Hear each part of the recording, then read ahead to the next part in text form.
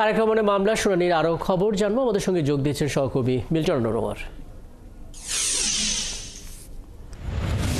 মিল্টনের আগে আপনার সঙ্গে কথা হচ্ছিল, এটি আরেকটু স্পষ্ট করবেন। রাষ্ট্রপক্ষের করা লিভ টু আপিল খারিজ যেহেতু করে দিল আপিল বিভাগ, তাহলে এর পরবর্তী আইনি প্রক্রিয়া কী হবে? সাথে একটু যুক্ত করবেন, যেহেতু তারেক রহমানের বিরুদ্ধে ৮০টি মামলার মধ্যে ৩৬টা বাতিল হয়েছে, বাকি মামলাগুলোর সিদ্ধান্ত আসলে কবে নাগাদ আসতে পারে, কোনো ধারণা পাওয়া গেছে কিনা?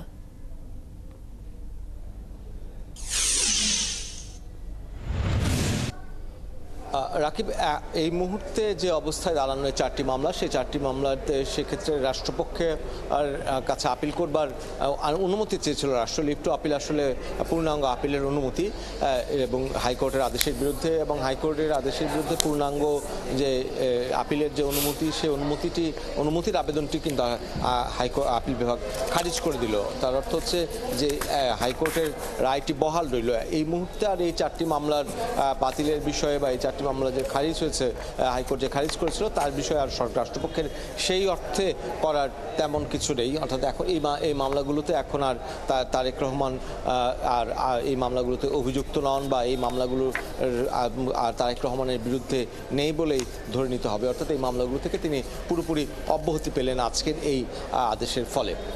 আর আপনি যেটি বলছিলেন যে তারেক রহমানের বিরুদ্ধে যে মামলা, আপনি জানেন যে তারেক রহমানের বিরুদ্ধে 80টি মামলার কথা তার আইনজীবীরা আমাদেরকে জানিয়েছেন, এবং এই পর্যন্ত এই 4টি সহ তারা বলছে যে 36টি মামলা খালাস হয়েছেন কিংবা বাতিল হয়েছে বা এইরকম, এবং আরও কিছু মামলা যেগুলো আসলে এমনিতেই অকার্যকর হয়ে গিয়েছে, এরকমও কিছু ঘটনা আছে। তা এখন তারেক রহমানের বিরুদ্ধে 18 থেকে 20টি মামলা আছে যেগুলো বাতিল হওয়া বা অকার্য হওয়া বাকি রয়েছে, এবং এর বাইরে অধিকাংশ মামলাতেই তিনি অভিযুক্ত থেকে খালাস পেয়েছেন, সাজা থেকে খালাস পেয়েছেন, কিংবা সেই মামলাগুলো বাতিল হয়েছে। এবং আমরা তার কাছে তারপর তার আইনজীবীর কাছে জানতে চেয়েছিলাম যে তারেক রহমানের দেশে ফেরবার যে বিষয়টি, সেটিতে এই মামলাগুলোর কারণে আটকে আছে কিনা।